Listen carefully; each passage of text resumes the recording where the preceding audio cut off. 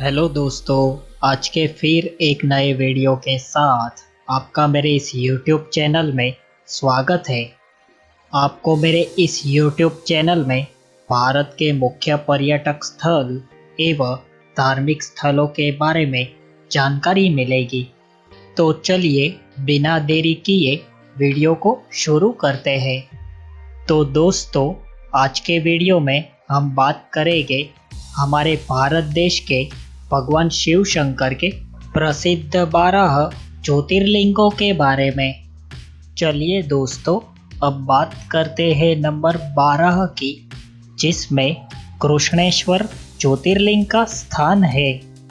कृष्णेश्वर मंदिर महाराष्ट्र राज्य में औरंगाबाद के नज़दीक दौलताबाद से 11 किलोमीटर दूर स्थित है।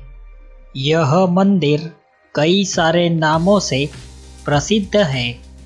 इस मंदिर को घुश्मेश्वर के नाम से भी जाना जाता है। बौद्ध भिक्षुओं के द्वारा निर्मित एलोरा की प्रसिद्ध गुफाएं इस मंदिर के समीप ही स्थित है। इस मंदिर का निर्माण देवी अहिल्याबाई होळकर ने करवाया था। द्वादश ज्योतिर्लिंगों में यह 12वें नंबर पे अंतिम ज्योतिर्लिंग है।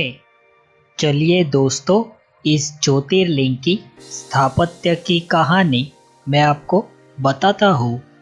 सुधर्मा नाम का एक अत्यंत तेजस्वी ब्राह्मण दक्षिण देश में देवगिरी पर्वत के पास रहता था। उनकी पत्नी का नाम सुदेहा था। यह दोनों आपस में एक दूसरे से बेहद प्रेम करते थे, लेकिन इन दोनों की कोई संतान नहीं थी। ज्योतिष गणना से यह पता चला था कि सुदेहा कभी भी गर्भवती नहीं बन पाएगी, लेकिन फिर भी वह संतान चाहती थी। तभी सुदेहा को विचार आया कि वह उनके पति सुधर्मा का विवाह अपनी छोटी बहन के साथ करवा दे। सुधर्मा यह बात से खुश नहीं था, क्योंकि वह दूसरा विवाह करना नहीं चाहता था। लेकिन आखिरकार सुदेहा की जिद के कारण सुधर्मा को अपनी साली के साथ दूसरा विवाह करना पड़ा। सुदेहा की छोटी बहन का नाम कुष्मा था। वह भगवान शिव की परम भक्त थी। कुष्मा हर रोज 101 पार्थिव शिवलिंग बनाती थी और उनकी पूरे मन के साथ पूजा करती थी। कुछ समय बाद कुष्मा ने एक बालक को जन्म दिया। इस बात से दोनों बहन और सुधर्मा काफ़ी खुश हो गए। सब कुछ ठीक चल रहा था, लेकिन कुछ समय बाद सुदेहा के मन में नकारात्मक विचार आने लगे। सुदेहा को लग रहा था कि अब उस घर में सारा कुष्मा का ही है, संतान भी कुष्मा की ही है। सुधर्मा भी मुझसे ज़्यादा अब कुष्मा से ही प्रेम करते हैं। ऐसे कई साल बीत गए। सुधर्मा और कुष्मा का बालक भी बड़ा हो गया और उसका विवाह भी हो गया। एक दिन मौके का फ़ायदा उठाकर सुदेहा ने कुष्मा के पुत्र की हत्या कर दी और उसके शव को तालाब में जाकर फेंक दिया। यह वही तालाब था जहाँ कुष्मा हर रोज पार्थिव शिवलिंगों को विसर्जित करती थी। जब सुबह हुई तो पूरे घर में मातम सा छा गया। सभी लोग फूट फूट कर रो रहे थे, लेकिन कुष्मा ने उस दिन भी भगवान शिव की आस्था नहीं छोड़ी।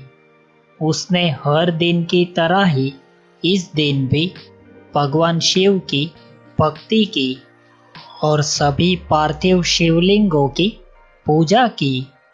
जब कुसुमा पूजा करने के बाद शिवलिंगों को विसर्जित करने तालाब पर गई, तब उसका पुत्र तालाब के अंदर से निकलकर आता हुआ दिखाई दिया। बाहर आकर हमेशा की तरह ही उसने अपनी माता के चरणों को स्पर्श किया और उसी वक्त भगवान शिव प्रकट हुए। वह कुसुमा से काफ़ी प्रसन्न थे, लेकिन वह सुदेहा की इस करतूत से बेहद ही क्रोधित हो गए थे। भगवान शिव अपने त्रिशूल द्वारा सुदेहा का गला काटने जा रहे थे, लेकिन कुसुमा ने शिवजी से हाथ जोड़कर विनती की और अपनी बहन को क्षमा कर देने के लिए कहा।